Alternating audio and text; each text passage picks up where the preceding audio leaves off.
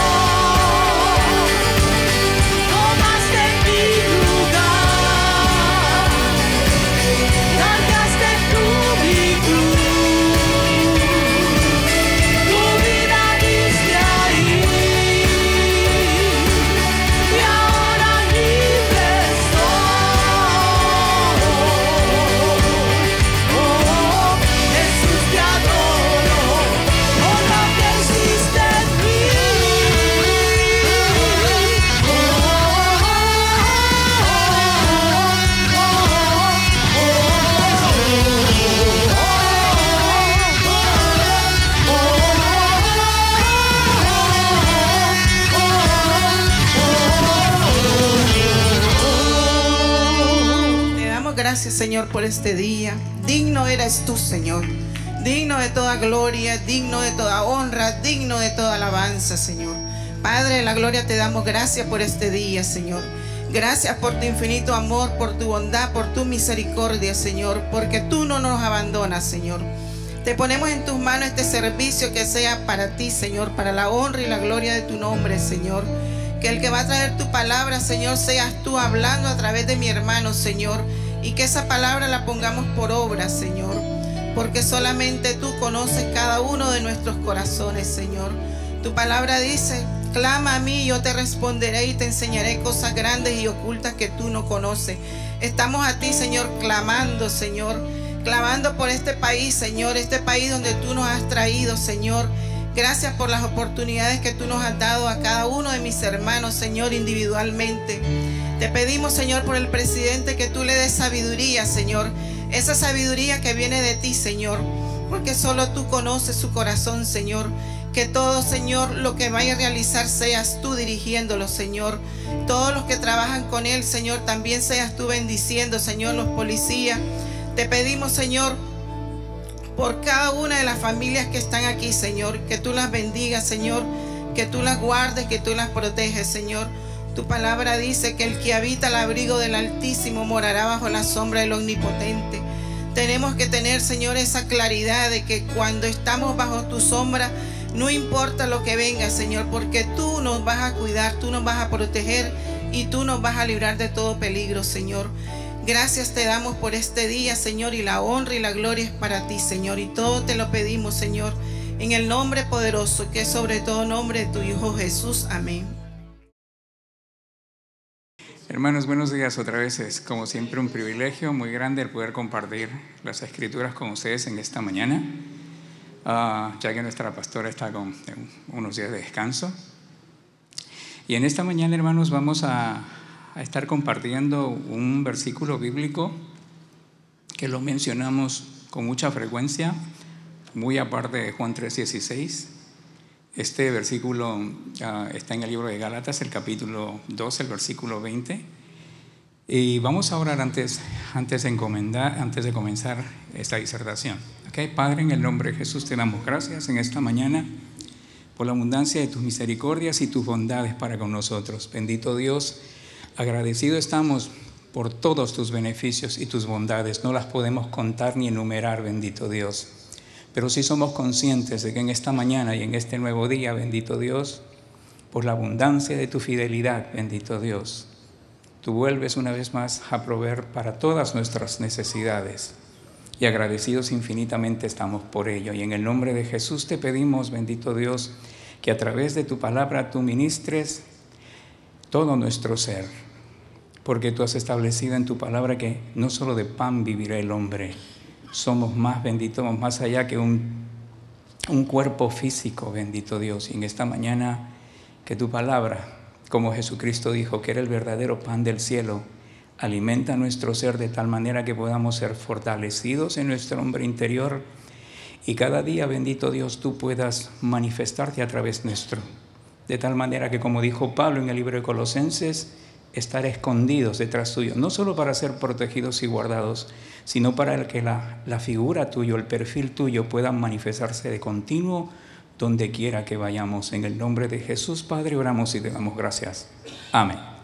Hermanos, en esta mañana vamos a estar abriendo nuestras Biblias en el libro de Gálatas, en el capítulo 2, el versículo 20. Es un versículo que lo sabemos muchos de memoria y lo recitamos con mucha frecuencia. Cuando lo tenga, dice amén. ¿Ya lo tienen? Bueno, el verso lo tenemos allí en la pantalla y la Escritura establece y dice: con Cristo estoy juntamente crucificado y ya no vivo yo, mas vive Cristo en mí, y lo que ahora vivo en la carne, lo vivo en la fe del Hijo de Dios, el cual me amó y se entregó a sí mismo por mí.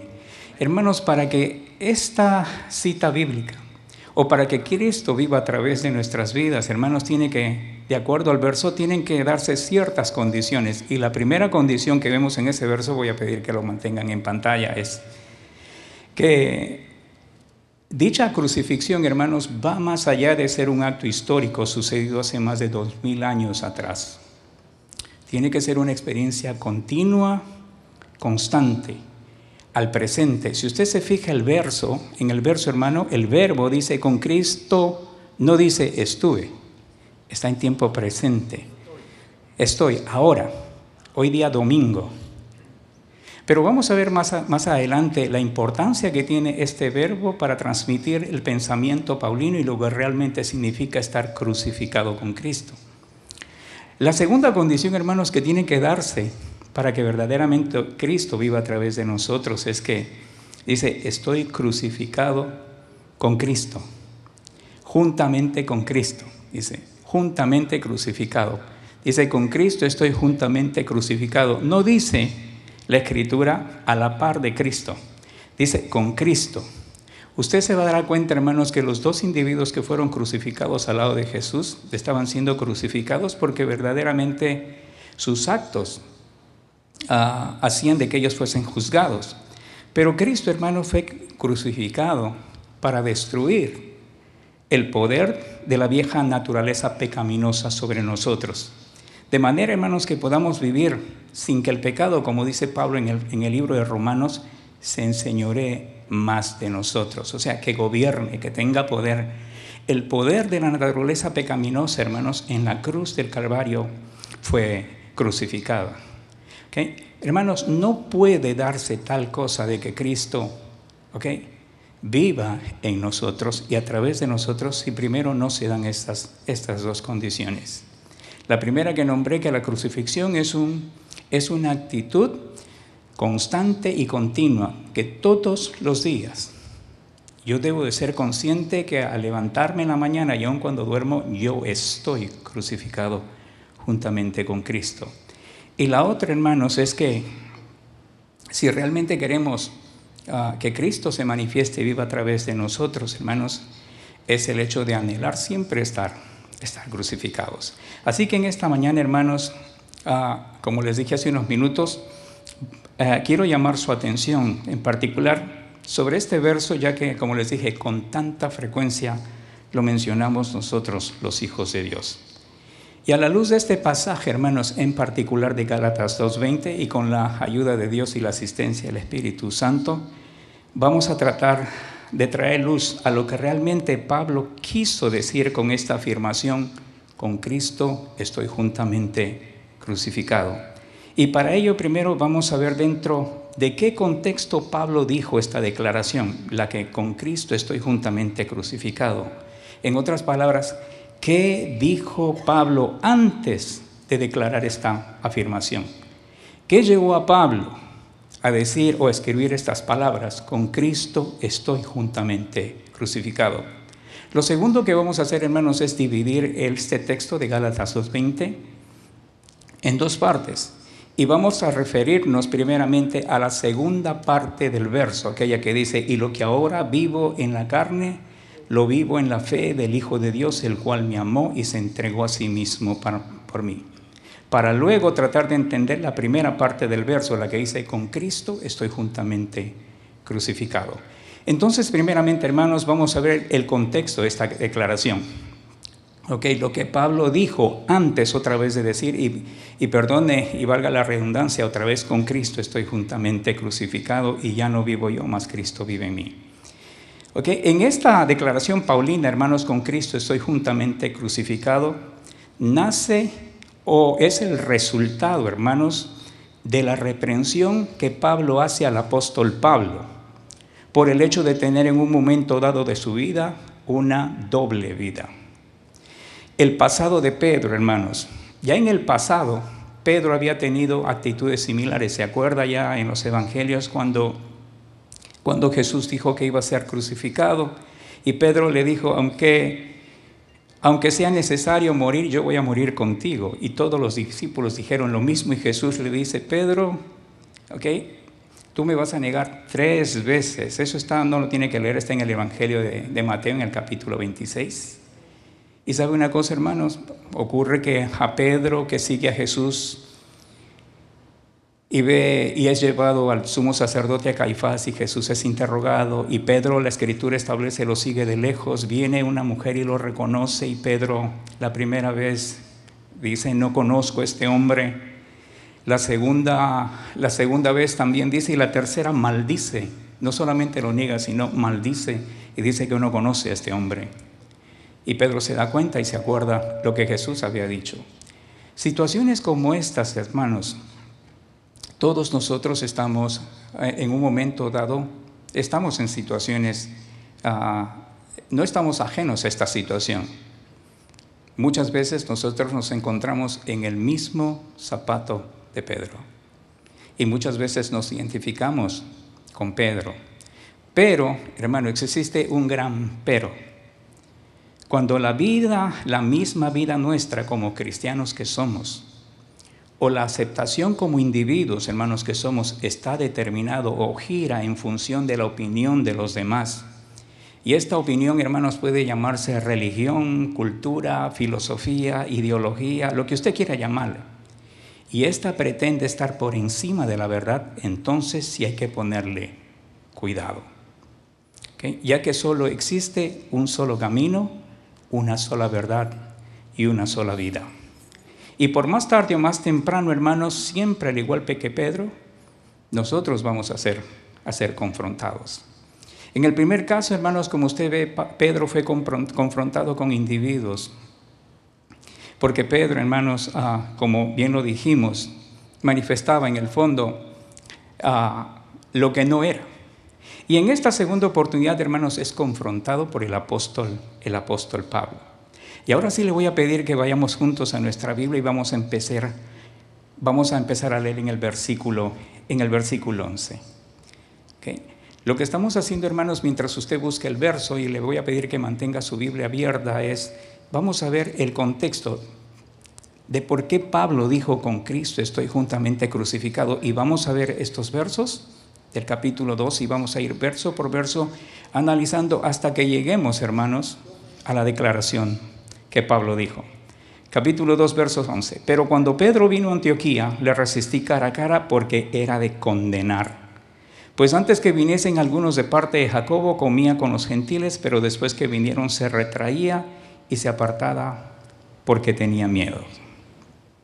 Ok, hermanos, aquí quiero hacer un paréntesis para explicar un poquito la actitud de Pedro. El por qué Pedro actuaba de tal modo. Fíjese que Pedro no tuvo en el pasado miedo a las autoridades judías ni a las autoridades romanas. Pero esta vez dice que Pablo tenía miedo. Dice, se retraía y se apartaba porque tenía miedo. Okay, las verdaderas convicciones de Pedro en este preciso momento, cuando nos referimos a las Escrituras, su fe en Jesucristo estaba subordinada por el miedo a la facción más ortodoxa, hermanos, del judaísmo. Es decir, de aquellos judíos que se habían convertido al cristianismo y pretendían incluir, ¿qué cosa? Ritos judíos para la salvación. Ahora, hermanos, ¿sabe una cosa? Y Pedro, hermanos, sabía muchas cosas, no era ajeno a esta realidad. Pedro, mejor que nadie, hermanos, conocía de cerca la verdad con respecto a este tema acerca de la ley, ya que en ese mismo capítulo 2 de Gálatas, hermanos, Pedro estuvo presente en la presentación del apóstol Pablo, cuando éste y Bernabé expusieron sus ministerios delante de los que tenían cierta reputación, y se lo voy a leer. Gálatas capítulo 2, verso en 1 adelante, dice: después, pasados 14 años, subí otra vez a Jerusalén, con Bernabé llevando también conmigo a Tito. Pero subí según una revelación, y para no correr o haber corrido en vano, expuse en privado a los que tenían cierta reputación el evangelio que predico entre los gentiles. Mas ni aun Tito, que estaba conmigo, con todo y ser griego, fue obligado a circuncidarse.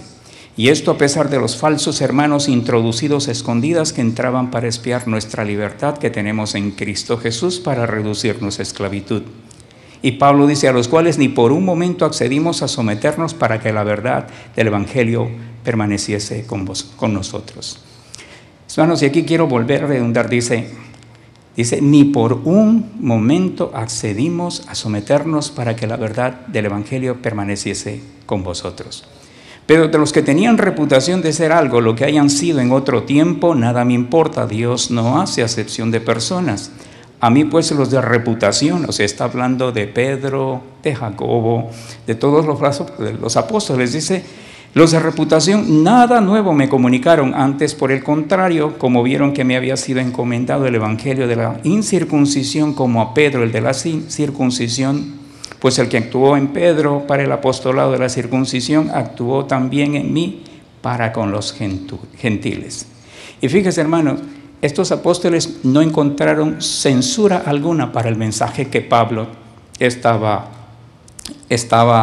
expresando, ya que Pablo no era parte de los 12 apóstoles. Dice verso 9, y reconociendo la gracia que me había sido dado, Jacobo, Cefas, o sea, ahí estaba Pedro en esa reunión.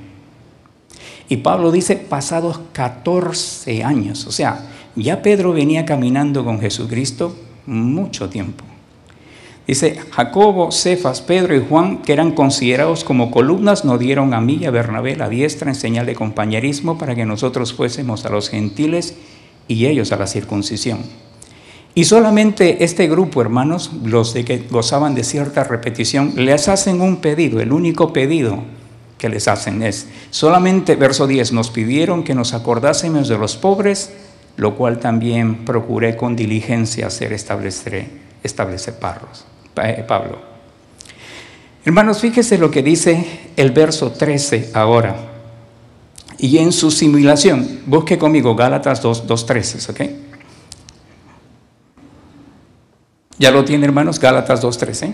Listo, dice, y en su simulación participaban también los otros judíos, de tal manera que aún Bernabé fue también arrastrado por la hipocresía de ellos. Pero cuando no vi que no andaban rectamente conforme a la verdad del Evangelio. Y aquí, hermanos, quiero hacer la primera pregunta a ustedes. ¿Cómo saber que no andamos rectamente de acuerdo a esta declaración del versículo 14? ¿Cuándo es que no andamos, hermanos, rectamente de acuerdo al verso?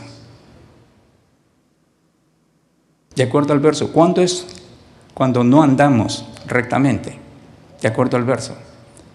El verso dice, cuando no andamos conforme a la verdad del Evangelio.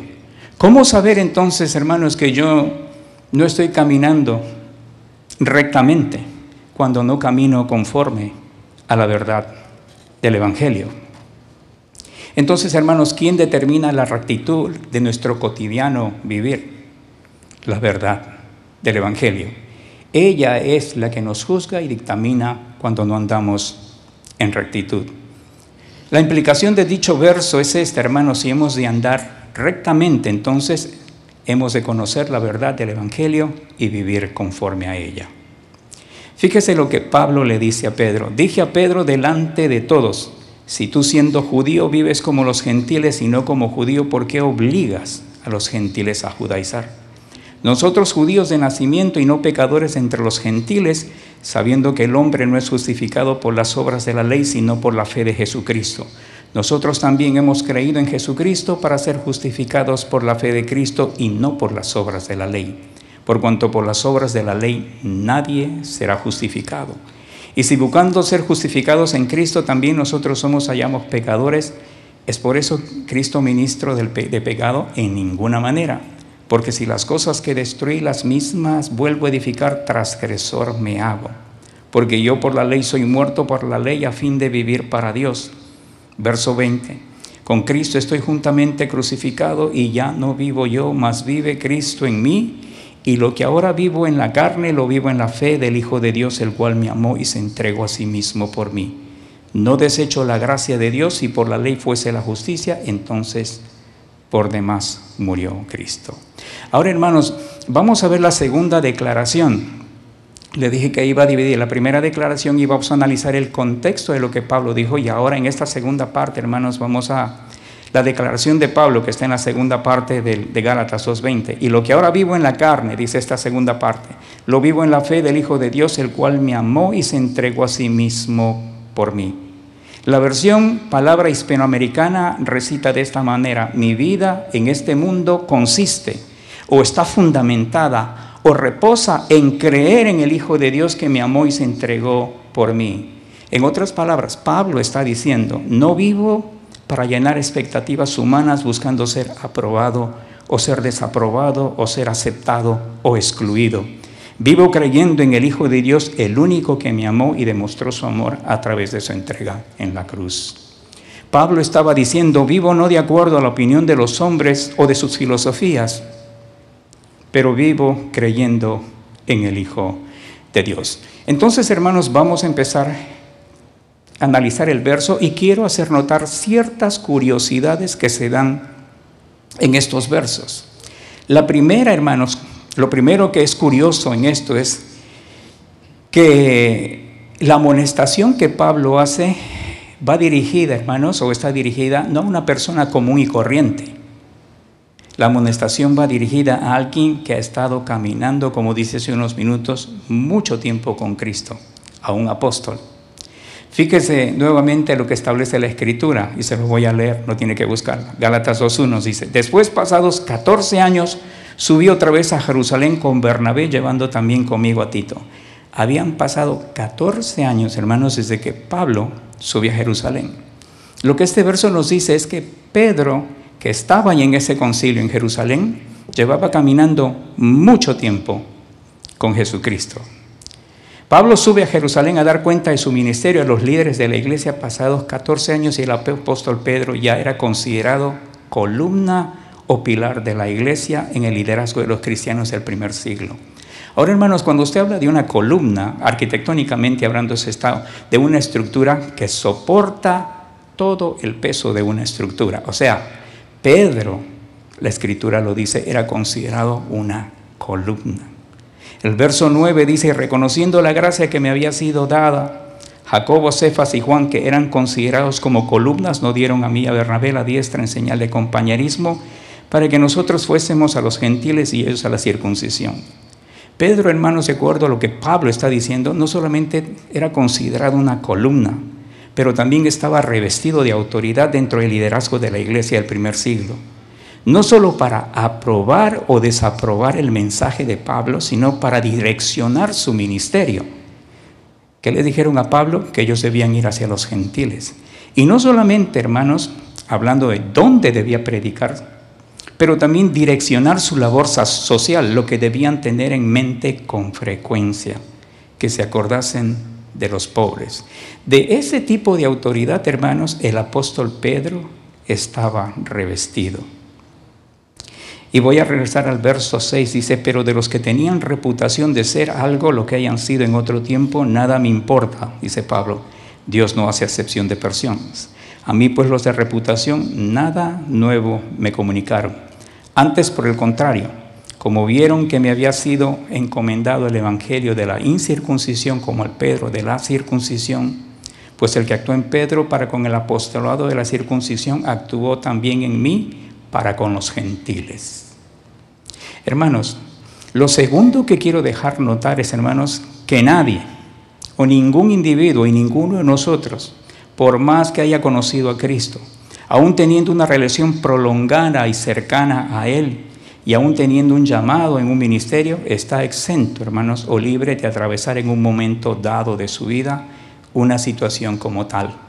Es decir, el hecho de tener en un momento dado una doble vida.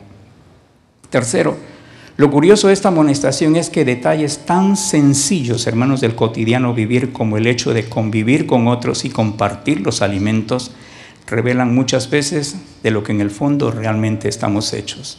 La Escritura particularmente deja mención que Pedro comía con los gentiles, pero cuando llegaron los de parte de Jacobo, dice que se retraía y se apartaba y obligaba a los gentiles a judaizar.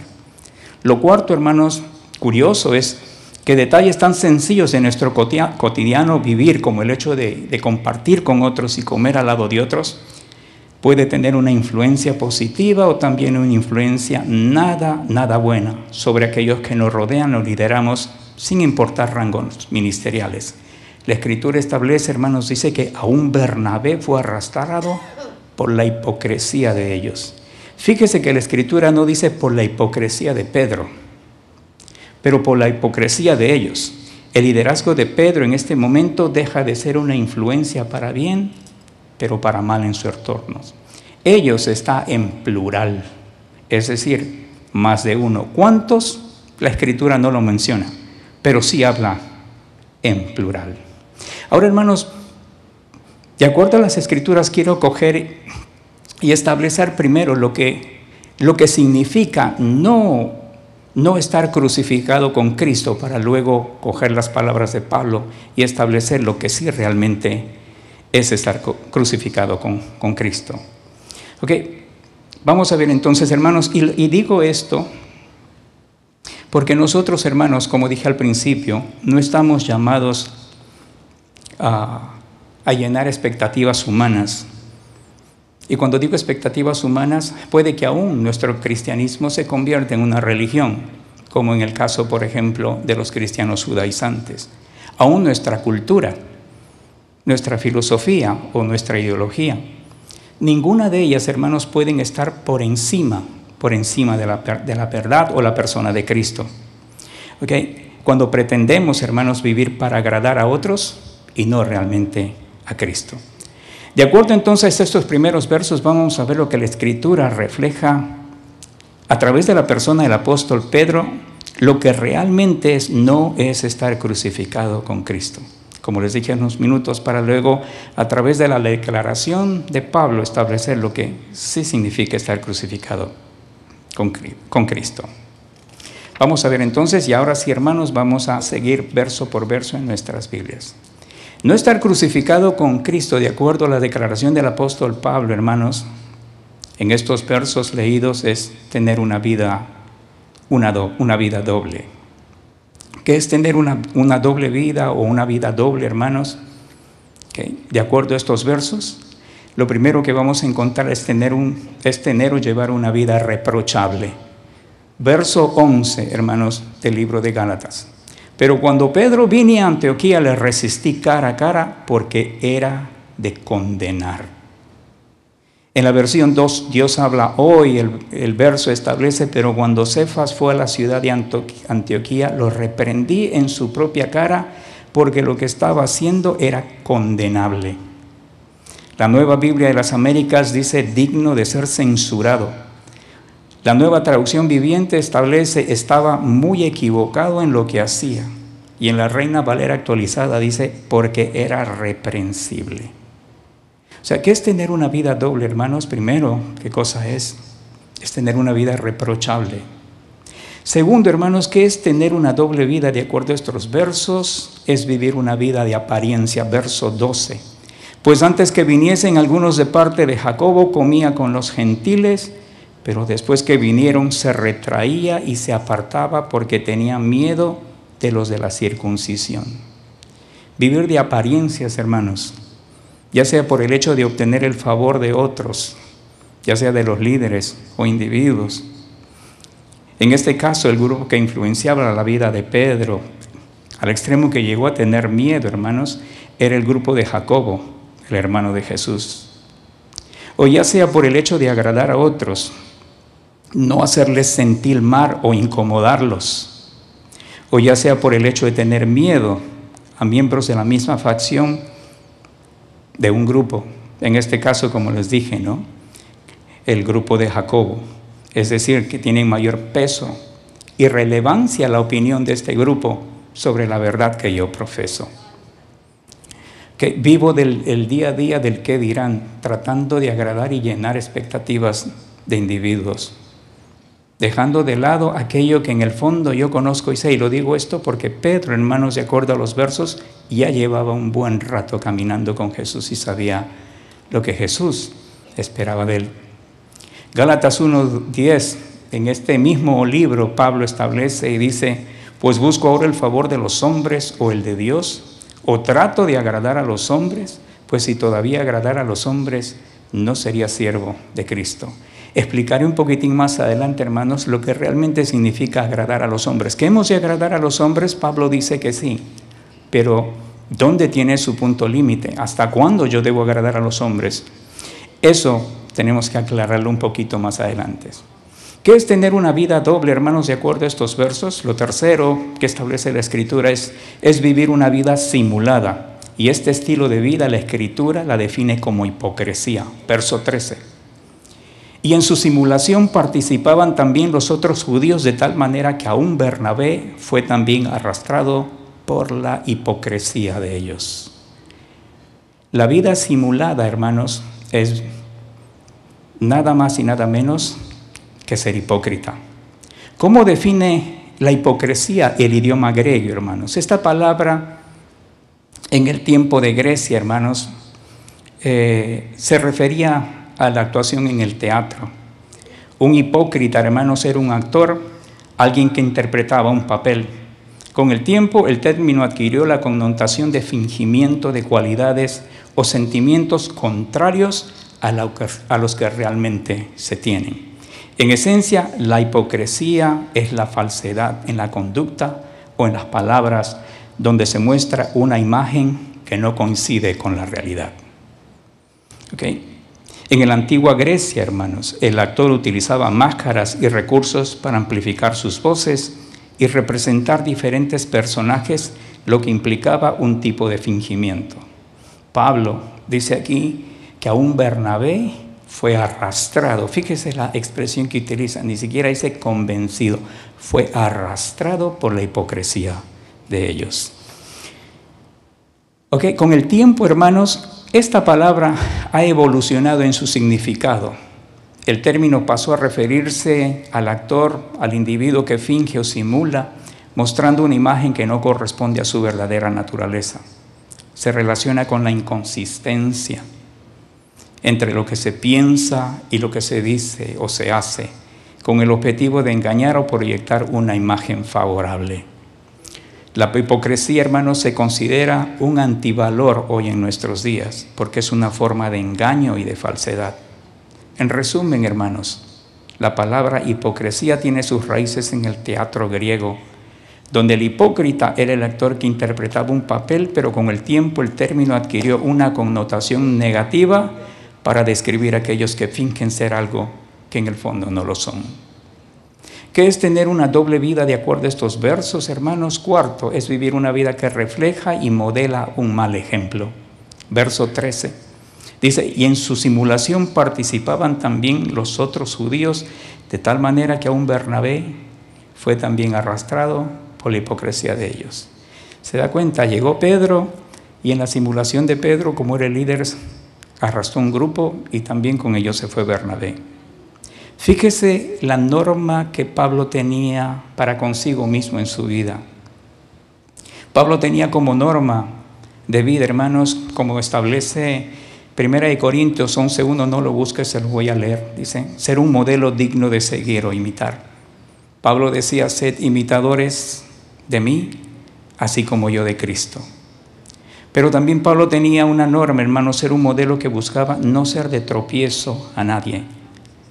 Pablo dice en 1 Corintios, capítulo 10, verso 32, la primera parte dice, no seáis tropiezo ni a judíos ni a gentiles, los que conocían a Dios, ni a la iglesia de Dios. En otras palabras, a nadie. Porque el mundo estaba compuesto, y sigue compuesto, hermanos, de judíos, ¿okay?, de los gentiles, aquellos que no conocen a Dios, y la iglesia de Dios. ¿Okay? Pregunto, hermanos, ¿por qué Pablo tenía esta declaración como norma de vida? El hecho de no ser de tropiezo a nadie. El principio para hacer todas las cosas para la gloria de Dios. Fíjese lo que el verso dice, hermanos. Se lo voy a volver a leer, 1 Corintios 10:31. Si pues coméis o bebéis cosas sencillas, hermanos, del cotidiano vivir, o hacéis otra cosa, cualquier otra cosa aparte de comer y beber, hacedlo todo para la gloria de Dios. Hermanos, y ahora pregunto, ¿qué significa hacer todo para la gloria de Dios? Fíjese, el verso 32 lo responde, dice, no seáis tropiezo ni a judíos, ni a gentiles, ni a la iglesia de Dios. No ser de tropiezo a nadie, hermanos, ni a judíos, ni a los gentiles, ni a la iglesia de hoy. Eso es hacer todas las cosas para la gloria de Dios. En la versión Dios habla hoy, dice, no den mal ejemplo a nadie. La palabra de Dios para todos dice, no hagan nada que ofenda a los demás. Y la traducción en lenguaje actual dice, no les causen problemas. Pablo dice que lo hacía todo para la gloria de Dios. Y luego explica, dice, no ser de tropiezo. Eso es hacer todas las cosas para la gloria de Dios. En cambio, las acciones de Pedro, hermanos, en el libro de Gálatas, fíjese, hermano, la reputación que se ganó el apóstol Pedro. ¿Sabe por qué? Porque esta carta del apóstol Pablo no fue dirigida a una iglesia, como por ejemplo la carta a los romanos, o la iglesia, la carta a los Corintios, se escribió a una región entera, o sea, la misma carta lo leyeron todos, ¿no? A toda la zona, hermanos, de Galacia. Y ahí estaban las ciudades que Pablo había predicado el evangelio en su primer viaje misionero: Antioquía de Pisidia, Iconio, Listra, Derbe, iglesias que Pablo fundó. ¿Se imaginan ustedes, hermanos, ser expuesto de tal manera que digan algo de usted que ha hecho mal y se exponga en todas las iglesias de Miami? Lo vergonzoso que es eso. Hermanos, pero no digo esto para dejar mal al apóstol Pedro, porque líbreme Dios, o líbrenos, oh Dios, hermanos, de querer llegar a la altura de Pedro. Pero lo digo, hermanos, por el hecho que Pedro en un momento dado de su vida, hermanos, empezó a tener actitudes, empezó a vivir y puso por encima de la verdad de Dios, por el hecho de ser aceptado por una facción del grupo que él pertenecía, y ese era el grupo de los judaizantes. Y nosotros, hermanos, como dijo, cuando Pablo dice que Cristo vive en él, lo que Pablo, dijimos hace unos minutos, estaba viviendo, que no vivía para llenar expectativas de ningún hombre. Y esa debe ser la forma en cómo hemos de vivir.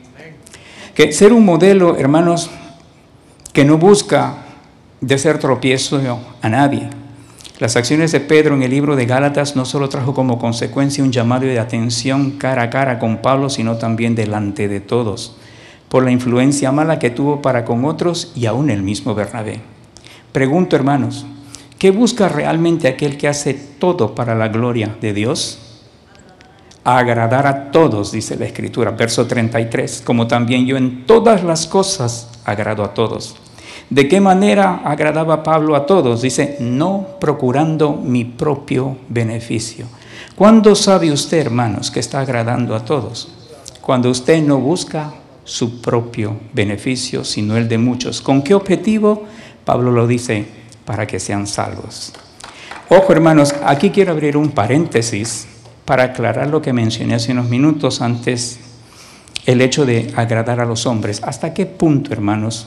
¿Cuándo debemos y no agradar a los hombres? Y lo digo esto, hermanos, porque la Escritura establece que nosotros debemos agradar a los hombres, como Pablo le dice en estos versos que hemos leído. Pero ¿dónde está el límite? ¿Cuándo yo debo dejar de agradar a los hombres? Porque Pablo también le dice, porque si yo agradara a los hombres no sería siervo de Jesucristo. ¿Dónde tiene el límite del hecho de agradar a los hombres? En el verso antes mencionado, hermanos, en 1 Corintios 10:33, no lo busqué. Se lo voy a mencionar. Pablo expresa, como también yo en todas las cosas agrado a todos, no procurando mi propio beneficio, sino el de muchos, para que sean salvos. Voy a leer, hermanos, desde el verso 31 mejor. Dice, si pues coméis o bebéis o hacéis otra cosa, es decir, cualquier otra cosa o todas las demás cosas, hacedlo todo para la gloria de Dios. No seáis tropiezos ni a judíos, ni a gentiles, ni a la iglesia de Dios, como también yo en todas las cosas agrado a todos, no procurando mi propio beneficio, sino el de muchos, para que sean salvos. Pablo establece la forma como hemos de direccionar todas nuestras acciones de nuestro cotidiano vivir. Primero, hermanos, todo lo que hacemos, eso abarca lugar, espacio y tiempo, ya sea hogar, centro laboral, la sociedad, donde quiera que usted y yo vayamos. Dice, debemos tener como objetivo, no último, pero primario, el de hacer todo para la gloria de Dios. La Nueva Biblia dice, en conclusión, uno debe de glorificar a Dios en todo lo que hace, hasta en lo que come y bebe. Ahora usted me dirá, hermano Jorge, deme un ejemplo práctico, porque la declaración de Pablo es muy general. Hace todo para la gloria de Dios. Hermanos, el verso, la Biblia mismo lo establece. En el verso siguiente, como ya lo mencionamos, dice, ¿cuándo hacemos todas las cosas para la gloria de Dios? Fue la pregunta que les hice hace unos minutos, hermanos. Verso 32 dice, no seáis tropiezo ni a judíos, ni a gentiles, ni a la iglesia de Dios. Otro ejemplo práctico, hermanos, se lo voy a leer en Romanos capítulo 14, verso 20 en adelante. No destruyas la obra de Dios por causa de la comida. Fíjese, hermano, lo que Pablo afirma. Se puede destruir la obra de Dios aún aquello con que comemos. Todas las cosas a la verdad son limpias, pero es malo que el hombre haga tropezar a otros con lo que come. Bueno es no comer carne, ni beber vino, ni nada en que tu hermano tropiece, se ofenda o se debilite. Pablo está diciendo que todos aquellos que vivimos para la gloria de Dios y agradamos a los demás, no debemos hacer nada en que nuestro hermano tropiece, aún se ofenda o se debilite. Aún hacerlo enojar, hermanos, para Pablo no es correcto. Hacer que se debilite en la fe, también, hermanos, Pablo dice que eso no es correcto. Ahora, hermanos, la pregunta sería, ¿cómo puedo ser no de tropiezo a otros?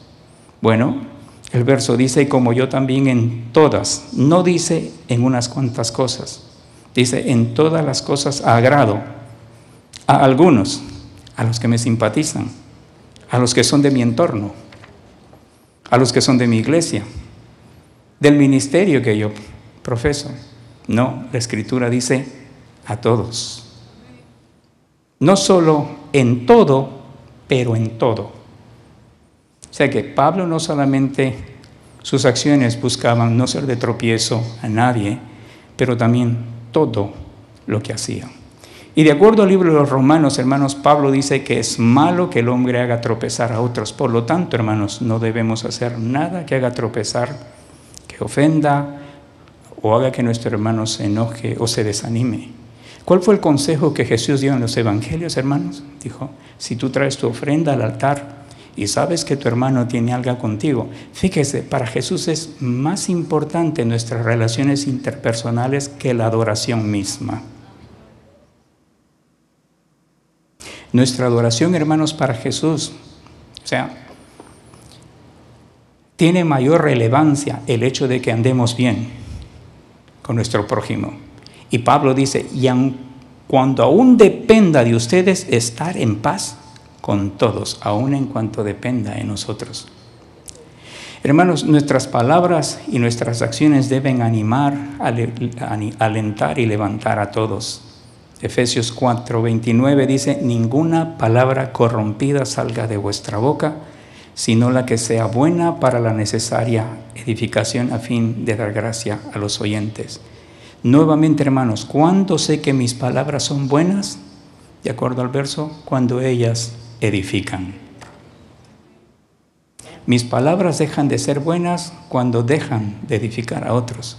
Y ahora, las palabras corrompidas, hermanos, no solamente son las malas palabras, sino son todas las palabras, aun cuando sean verdad, que tienen la intención y la motivación de hacer daño a otros. Y a veces decir la verdad, hermanos, sin la motivación correcta, hace más daño que bien. ¿Se acuerda de Jesús, hermano? Que le traen la mujer cogida en adulterio. Y todos aquellos que juzgan a la mujer cogida en el adulterio le dicen, bueno, hemos encontrado a esta mujer en adulterio.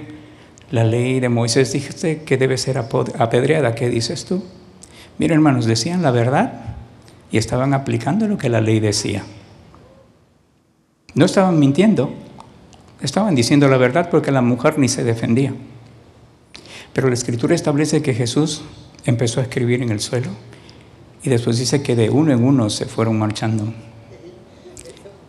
Y luego Jesús se levanta y le pregunta, mujer, ¿dónde están los que te condenan? Y ella dice, no hay ninguno. Y entonces Jesús le dice, ni yo te condeno. Fíjese, pretendían ajusticiar a una mujer, hermanos, que aunque el acto era verdadero, la motivación era totalmente equivocada. Y Jesús no la condena, hermanos, por el hecho de que la motivación e intención de aquellos que le condenaban no era nada sana. Y la Escritura dice, ninguna palabra corrompida salga de vuestra boca. No solamente, hermanos, las que son malas palabras, sino todas aquellas que tienen intenciones de dañar y destruir. Yo recuerdo hace muchos años atrás cuando los amens brincaban de lado a lado aquí en el templo. Cuando el predicador decía una cosa, yo sabía que le estaban dando a la hermana, a este lado gritaban amén. Y después cuando le daba al predicador de este lado gritaban amén. El amén iba como un parabrisas de lado a lado. Eso no es correcto, hermanos, de acuerdo a lo que Pablo establece. Fíjese los pensamientos que tiene Dios, hermanos. El libro de Jeremías, uno tiene que buscar el capítulo 29 y es un verso que también lo sabemos de memoria, el verso 11. Dios le dice a su pueblo a través del profeta que Dios tiene pensamientos de bien y no de mal. Dice, para darles el fin que ustedes desean. Bueno, hermano, entonces ahora usted me preguntará, ¿y de qué manera agrado a todos los hombres? Verso 33 dice, no procurando mi propio beneficio, sino el de muchos para que sean salvos. Y ahora la pregunta del $1.000.000, hermanos, ¿debemos realmente agradar a todos en todas las cosas? ¿Cómo puedo definir, hermanos, de manera correcta, bíblicamente hablando, la expresión agradar a todos en todas las cosas? Y para ello, hermanos, vamos a dejarlo de Gálatas un ratico y nos vamos a ir a Romanos capítulo 15. No pierda Gálatas porque vamos a volver a él. Pero hermanos, para responder esta pregunta, ¿debemos realmente agradar a todos en todas las cosas? Vamos a ver lo que la Escritura establece. Romanos 15, verso 2. ¿Ya lo tiene, hermanos? Dice, cada uno de nosotros agrade a su prójimo en lo que es bueno para edificación. Hermanos, ¿en qué debo de agradar al prójimo? ¿De acuerdo al verso? En lo que es bueno. Yo debo agradar a mi prójimo en lo que es bueno. Ok. Hermanos, fíjese, ¿y cuándo sé que aquello es bueno? De acuerdo al verso.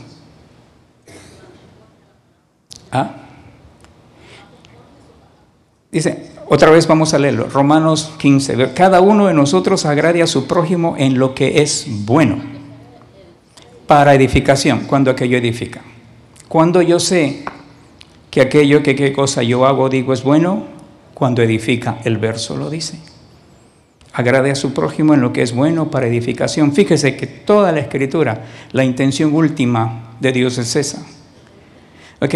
El objetivo de los 5 ministerios, hermanos, ¿cuál es? Efesios 4:12, a fin de perfeccionar a los santos para la obra del ministerio, para la edificación del cuerpo de Cristo. Los 5 ministerios de la iglesia, hermanos, se han establecido para eso, para edificar.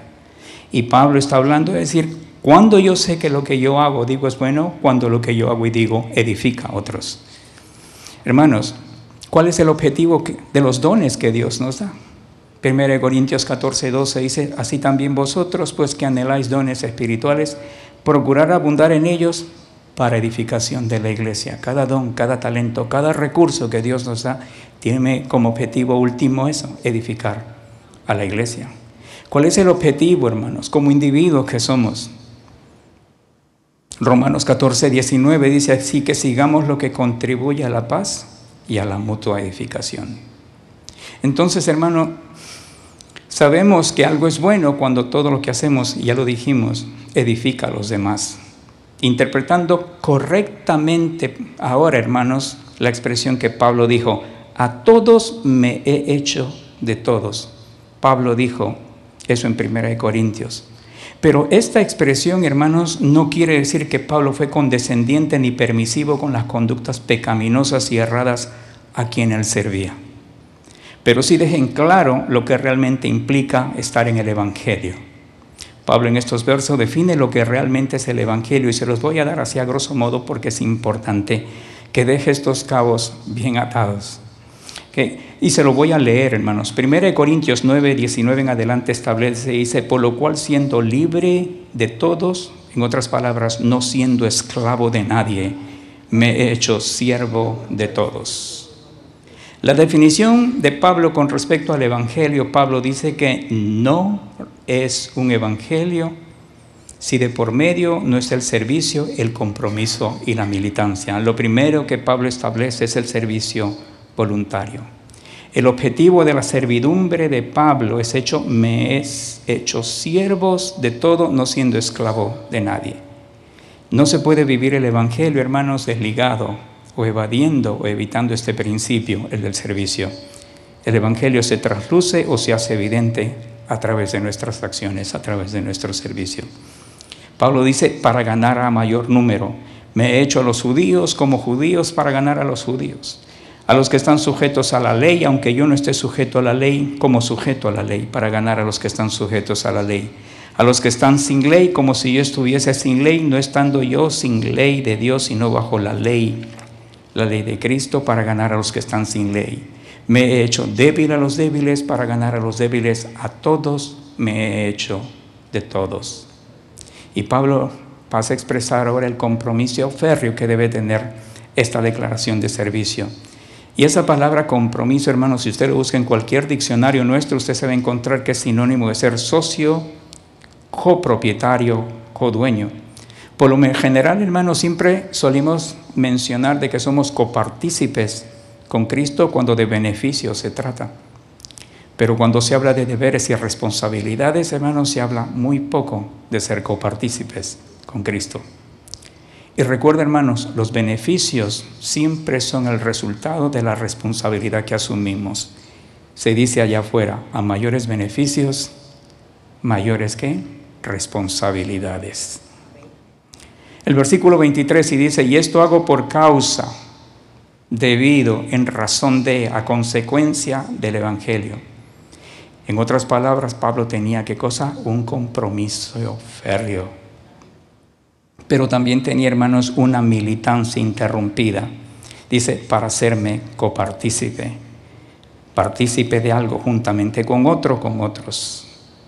Entonces, hermanos, ¿cuándo no debemos agradar a los hombres? Cuando sus dictámenes pretendan sobreponerse o estar por encima de la verdad y la voluntad de Dios. Y vuelvo a repetir Gálatas 1:10. Pues busco ahora el favor de los hombres o el de Dios. O trata de agradar a los hombres, pues si todavía agradara a los hombres, no sería siervo de Cristo. Agrado a todos, hermanos, en lo que es bueno. ¿Cuándo se es bueno? Cuando lo que yo hago y digo edifica a otros. ¿Qué es tener una doble vida, hermanos? Y volvamos a Gálatas de acuerdo a estos versos. Es no estar crucificado con Cristo, es vivir una vida no conforme a la verdad. Simple y llanamente tengo una religión. Verso 14, Gálatas 2:14. Es vivir una vida no conforme a la verdad. Pedro, pero cuando vi que no andaban rectamente conforme a la verdad del Evangelio. ¿Qué significa nuevamente no andar rectamente? De acuerdo a este verso, es no andar conforme a la verdad. ¿Cómo saber que no andamos en rectitud? Nuevamente, hermanos, cuando no andamos conforme a la verdad y viceversa. Cuando andamos conforme a la verdad, andamos entonces en rectitud. ¿Qué es una vida doble de acuerdo a estos versos, hermanos? Vamos a ver una más. Dice, sexto, es pretender hacer que otros vivan lo que uno mismo no vive. Verso 14 dice, dije a Pedro delante de todos, si tú siendo judío vives como los gentiles y no como judío, ¿por qué obligas a los gentiles a judaizar? ¿Sabe cómo llamaba Jesús esto? Fariseísmo. Jesús dijo de los fariseos, ¿por qué atan cargas pesadas y difíciles de llevar y los ponen sobre los hombros de los hombres, pero ellos ni con un dedo quieren moverlas? Pablo le dice a Pedro, ¿por qué obligas a los gentiles a judaizar? Cosa que tú no quieres hacer. O sea, es pretender que otros vivan lo que nosotros mismos no vivimos. Ahora Pablo va a dar respuesta, hermanos, a lo que no es vivir, como dice el verso, no estar crucificado con Cristo. Pablo pasa ahora al verso 20 y dice, con Cristo estoy juntamente crucificado. ¿Okay? Y hermanos, quiero llamar su atención en esta mañana al tiempo gramatical de dos verbos en esta oración. Una de ellas es estoy, dice, con Cristo estoy juntamente crucificado y ya no vivo yo, mas vive Cristo en mí.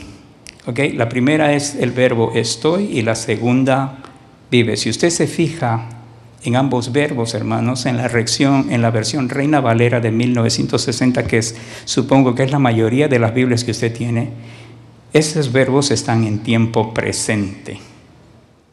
Pero en la Nueva Traducción Viviente se lee, hermanos, mi antiguo yo ha sido. Y en la versión en inglés dice, I had been crucified with Christ. Y eso, hermanos, la gramática, al igual que en el inglés y en el español, se llama un perfect continuous tense. Que un tiempo perfecto continuo. ¿Qué es lo que quiere decir estas palabras, hermanos, en castellano? Dice, describe acciones que comenzaron en el pasado y aún están en curso, a menudo enfatizando la duración de la acción. ¿Por qué es importante el tiempo gramatical de estos verbos, hermanos? Basado en el tiempo gramatical del verbo, el tiempo continuo perfecto, entonces, hermanos, de la manera que afectaba el día a día de vivir de Pablo, era el hecho de estar crucificado con Cristo, hoy, al día de hoy. Es un evento que ha pasado. He sido crucificado, que ha tenido lugar allá en el pasado, pero que al presente sigue teniendo el mismo efecto. Pablo decía, con Cristo estoy ahora mismo, hoy día mismo, domingo para nosotros, día domingo, hoy día yo estoy crucificado con Cristo. Pero también, hermanos, este verso tiene relevancia o importancia en la vida de Pablo por el hecho de estar crucificado con Cristo. Dicho evento o realidad se veía gobernando todas sus acciones al presente. Así de importante y relevante era la verdad del Evangelio para con Pablo. No había menguado. ¿Se acuerda? Hay un himno que cantamos, dice, que no ha menguado su poder. Dice, la constancia, la otra cosa que menciona el verso, hermano, es la constancia o continuidad del evento en la vida de Pablo. Otra vez, el verbo he sido, una acción ocurrida en el pasado que se extiende al presente. No ha sucumbido a una nueva tendencia del mundo, sino también a las nuevas doctrinas dentro de la iglesia. Vive conforme a la verdad, y el hecho de vivir conforme a la verdad hace que se proyecte a través de su cuerpo la misma vida de Cristo, que en el fondo también debería de ser la nuestra. Hermanos, y aquí quiero nombrar 3 cosas ya para concluir, que tienen que ver con el tiempo gramatical cuando Pablo dice, con Cristo estoy juntamente crucificado. Nuevamente, el presente perfecto en español, hermanos, es un tiempo verbal que se utiliza para hablar de acciones, como dije, que ocurrieron en el pasado, pero que tienen alguna conexión con el presente, ya sea porque la acción es reciente, ya lo dijimos, para el momento de hoy día, Pablo estaba crucificado con Cristo.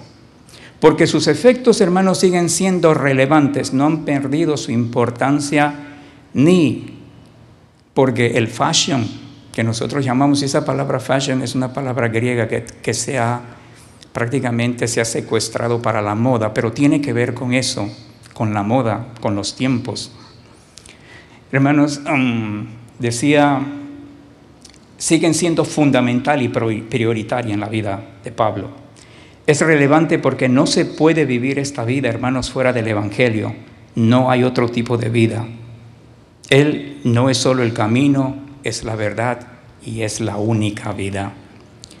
Hermanos, es importante y relevante porque la acción de ese verbo, hermanos, se ha repetido varias veces hasta el momento actual. Esa verdad ha permanecido a lo largo de la vida de Pablo. Pablo, cuando escribe esta carta, han pasado ya más de 20 años desde su conversión.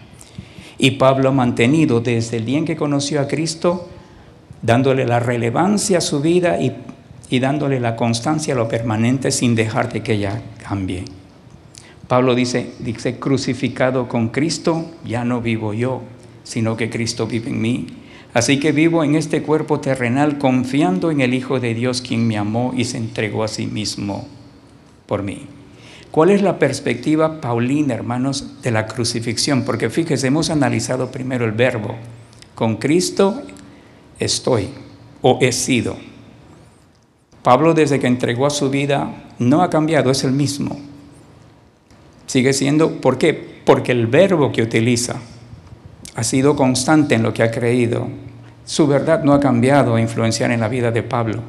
Y porque las acciones de esa fe se repiten una y otra vez con constancia. Pero ahora, hermanos, Pablo dice, con Cristo estoy crucificado. ¿Se acuerda cuando dije al principio que había unas condiciones para que viva Cristo en uno? Y es el hecho de estar crucificado.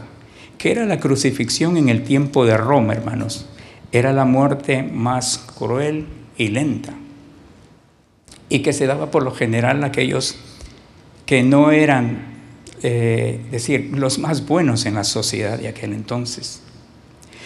Y lo que quiero dejar notar, hermanos, es que el hecho de ser crucificado es un acto volutivo, voluntario. Porque ¿sabe fue lo que lo llevó a la cruz, hermanos, a Jesús?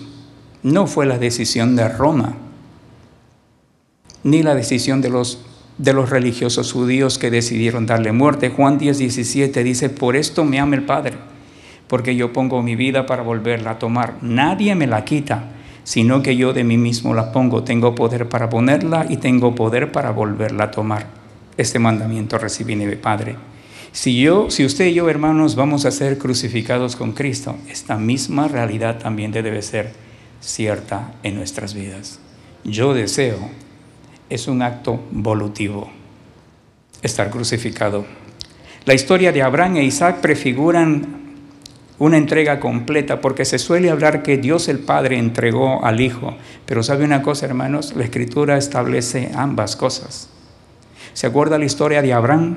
Abraham llegó, Dios le dijo que sacrificara a su mejor hijo, subió allá al monte Moriah. ¿Y sabe una cosa? Cuando Isaac pregunta a su padre dónde está el sacrificio, Abraham le dice: Dios ha de proveer. ¿Y sabe una cosa, hermanos? Isaac no corre, se deja atar y voluntariamente entrega también su propia vida en las manos de su padre, creyendo en la fe que su padre tenía al Dios que profesaba. De la misma manera Jesucristo, aunque fue la voluntad del Padre entregarlo a ser sacrificado, Jesucristo mismo entregó su vida, como Pablo dice: el cual me amó y se entregó a sí mismo por mí.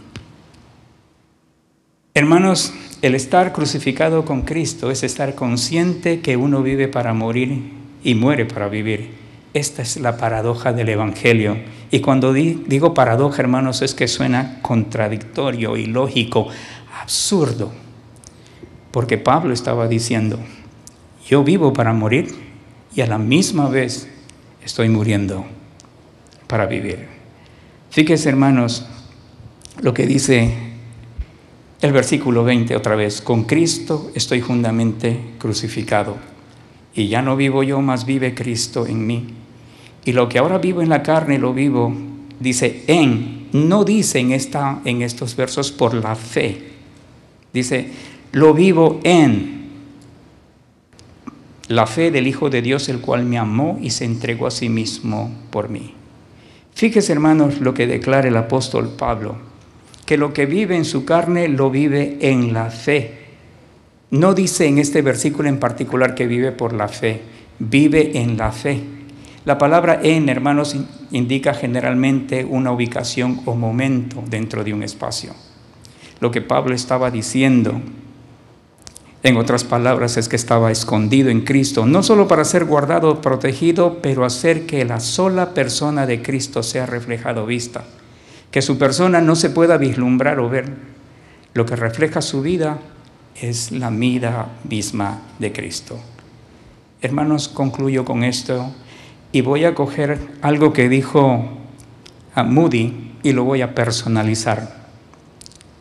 Dice: la gran dificultad, decía Moody, con este verso es que todos lo entendemos en general, pero no lo aplicamos a nosotros mismos. Y luego decía: supongamos que un individuo viniera y dijera: Jorge, la semana pasada murió un hombre que dejó una herencia muy cuantiosa. Bueno, diría yo, es cosa que ocurre de cuando en vez y no le pondría mayor cuidado a ello. Pero supongamos que este hombre me dice: Jorge, ¿a quién ha dejado su fortuna? Es a ti. Entonces ello despertaría mayor interés y preguntaría: ¿a mí? Sí, usted es el heredero. Entonces buscaría conocer todos los detalles de la herencia. Del mismo modo podemos pensar que Cristo murió por los pecadores, que murió por todos, pero no por alguno en particular. Pero cuando llego a comprender la verdad de que la vida eterna es mía y que todas las glorias del cielo son mías, entonces es cuando comienzo a sentirme interesado. Esto es lo que decía Moody. Y en esta mañana, hermano, yo te pregunto, ¿has sido crucificado con Cristo? ¿Está muerta tu vieja naturaleza? ¿Has abandonado el yo por la voluntad de Cristo en tu vida? Si es así, hermano, pregunto, ¿está Cristo viviendo en ti? ¿Se ve Él en ti reflejado? ¿Está influyendo en ti? Es decir, ¿estás viviendo para Dios y no para agradar a los hombres? ¿Estás viviendo en y por sus palabras? Y en esta mañana, hermano, si no es así, yo te voy a pedir que levantes tu mano. Y quiero leer, hermanos, antes de concluir, esto que lo encontré bastante interesante, lo que las ideologías, las filosofías y las religiones nos pueden dar, y quizás podamos abrazarlas. Pero al igual que establece el apóstol Pablo, seguiremos teniendo una vida sin norte y derrotero. ¿Okay? Y se titula El hombre que cayó en un pozo. Un hombre cayó en un pozo y no podía salir. Fíjese, pasó un optimista y le dijo, no estás tan mal, podrás salir. Pasó un pesimista y dijo, qué horror, nunca saldrás de allí. Pasó una persona objetiva y dijo, es lógico que alguien caiga allá adentro. Pasó una persona autocompasiva y dijo, usted no ha visto nada hasta que vea mi pozo. Pasó un legalista y dijo, probablemente mereces estar en este pozo. Pasó un fariseo y dijo, solo gente mala cae en los pozos. Pasó un carismático y dijo, solo confiesa que no estás en el pozo. Pasó un oportunista y dijo, ¿cuánto estás dispuesto a pagar por salir? Pasó un psiquiatra y dijo, vamos a platicar acerca de tu pozo. Pasó un psicólogo y dijo, a lo mejor es culpa de tus padres que estén allí. Pasó un moralista y dijo, ahora que te has manchado en este pozo, ¿quién te va a querer? Pasó un matemático y dijo, quiero calcular cómo caíste en el pozo. Pasó un periodista y dijo, quiero una entrevista exclusiva sobre tu experiencia en el pozo. Pasó un cienciólogo y dijo, el pozo solo está en tu mente. Pasó un terapeuta y dijo, cree en ti mismo y podrás salir del pozo. Entonces vino Dios. Note ahora la diferencia en el Salmo 42, dice. Oh. Aleluya.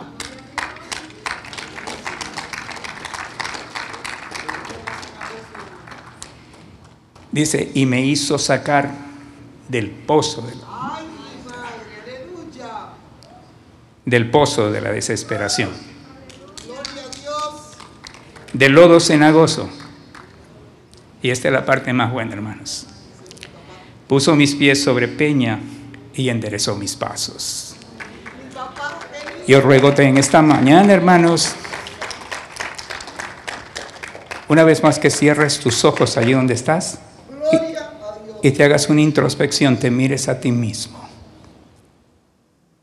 Porque otra vez, hermanos, muchas veces hemos estado y seguiremos quizás estando en los zapatos de Pedro, viviendo vidas dobles, dejando que otras personas, otras creencias tengan relevancia en nuestras vidas y nos hagan vivir y las pongamos aún por encima de la verdad de Cristo. Pero la identidad nuestra, hermanos, la verdad y la realidad nuestra, como dijo el apóstol Pablo, dice, con Cristo estoy ahora, hoy día. Lo que ha pasado en mi vida, hermanos, yo me convertí, hermanos, a Jesucristo hace 40 años atrás. Y reconozco, hermanos, estoy lleno de imperfecciones porque en este mundo, mientras caminemos en este mundo, estaremos llenos de imperfecciones. Pero las circunstancias, hermanos, que vivimos en nuestro diario vivir y ocurren, son para enseñarnos, hermanos, y como dice la Escritura, no las volvamos a repetir. Como dijo Jesús a la adúltera, ve y no peques más. Es para hacernos cada vez mejores individuos. Y esto no tiene nada que ver, hermanos, con el moralismo. Pero la única esperanza que el mundo tiene, hermanos, este mundo es la vida de Jesucristo, y Dios, hermanos, ha escogido y le ha placido manifestarse a sí mismo a través de usted y yo. Sin la iglesia, hermanos, sin usted, porque la palabra iglesia no es un templo, no son 4 paredes. La palabra es eclesía, es usted. Es usted quien es la extensión no solamente del reino de Dios, sino de la vida de Dios misma. Pero para que Cristo, hermanos, pueda manifestarse libremente, tal cual como Él es, hermanos, yo debo de perderme, y perderme no en el sentido malo de irme al mundo, sino como dice Colosenses, esconderme en Cristo, dejar que solo su vida pueda ser vista a través nuestra.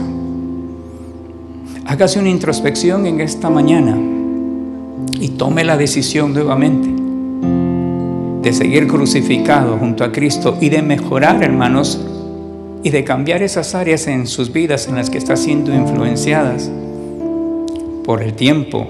Ya Pablo lo dijo: no os conforméis a este siglo, sino transformaos por medio de la renovación de vuestro entendimiento. Pablo dice que nuestro cuerpo lo traemos a servidumbre. Pablo establece que nuestra alma se transforma y nuestro espíritu se renueva de día en día. Pero como aprendimos en esta mañana, para que Cristo viva en nosotros, hermanos, tenemos que continuar dándole valor a lo que ha pasado en nuestras vidas y ver la crucifixión más que un hecho histórico. Y sobre todas las cosas, hermanos, el deseo profundo de querer estar crucificado, para que de tal manera Cristo pueda manifestar su propia vida a través nuestro. Hoy día hemos puesto como ejemplo la vida de Pedro, hemos expuesto sus debilidades, y creo que ninguno de nosotros todavía hemos llegado al nivel que llegó el apóstol Pablo, pero sí estas palabras nos dan esperanza de que podemos hacer, hermanos, y podemos conseguir que Cristo pueda vivir el día a día a través de nuestras vidas, para que su reino se pueda seguir extendiendo y otras personas puedan ser salvas. Oremos. Padre, en el nombre de Jesús, te damos gracias por tu palabra, bendito Dios. Tú eres la única verdad, el único camino y la única vida. De eso estamos más que convencidos. Y en esta mañana, bendito Dios, te damos gracias por el consejo de tu palabra, por revelarnos a través del perfil de dos grandes hombres tuyos, que a pesar de sus defectos, bendito Dios, decidieron seguir caminando contigo. Y por ello, hoy hablamos de ellos más que nunca, porque la vida de ellos ha trascendido y seguirá trascendiendo, dejando mella en nuestros corazones y en nuestras vidas. En el nombre de Jesús, renovamos nuestro compromiso en esta mañana de seguir crucificados contigo, junto a tu Hijo Jesucristo, de tal manera, bendito Dios, de que tú siempre puedas llevarte la gloria, Padre, y alcanzando tus propósitos, aquellos que te propusiste en todos y cada uno de mis hermanos, aún antes de crearlos dentro del vientre de su madre.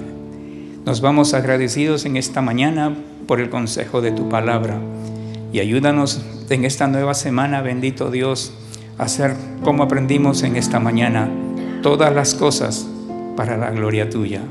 En el nombre de Jesús, Padre, te damos gracias. Amén.